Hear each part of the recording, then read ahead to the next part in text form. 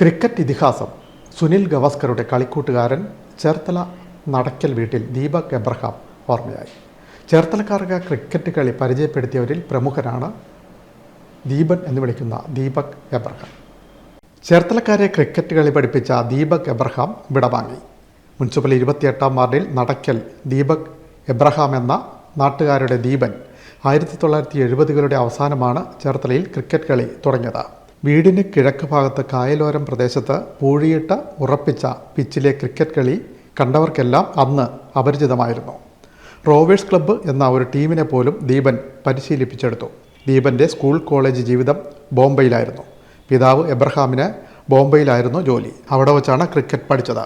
ഒപ്പമുണ്ടായിരുന്ന കളിക്കൂട്ടുകാരിൽ ഒരാൾ പിന്നീട് ഇതിഹാസ താരമായി വളർന്നു. സുനിൽ ഗവാസ്കർ എന്ന ബാറ്റിംഗ് പ്രതിഭയായി. സുനിൽ ഗവാസ്കറോടൊപ്പം ബാറ്റ് വീശിയ ദീപക് കോളേജ് ടീമിലും അംഗമായിരുന്നു.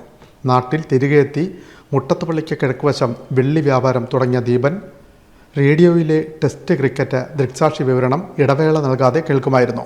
കടയിലിരുന്ന് റേഡിയോയിൽ ക്രിക്കറ്റ് കമൻ്ററി കേൾക്കുന്ന ദീപൻ അക്കാലത്ത് ഒരു കാഴ്ച തന്നെയായിരുന്നു. ഗവാസ്കർ സെഞ്ചുറി അടിച്ചാൽ ദീപൻ്റെ ആവേശവും ആകാശത്തോളവും ഉയരും. ചങ്ങനാശ്ശേരി കാവുങ്കൽ കുടുംബാംഗം മറിയാമ്മ ദീപക്കാണ് ഭാര്യ. നീത, നിതിൻ എന്നിവർ മക്കളും സിറിൽ, റജി എന്നിവർ മരുമക്കളുമാണ്. സംസ്കാരം ഞായറാഴ്ച നടക്കും.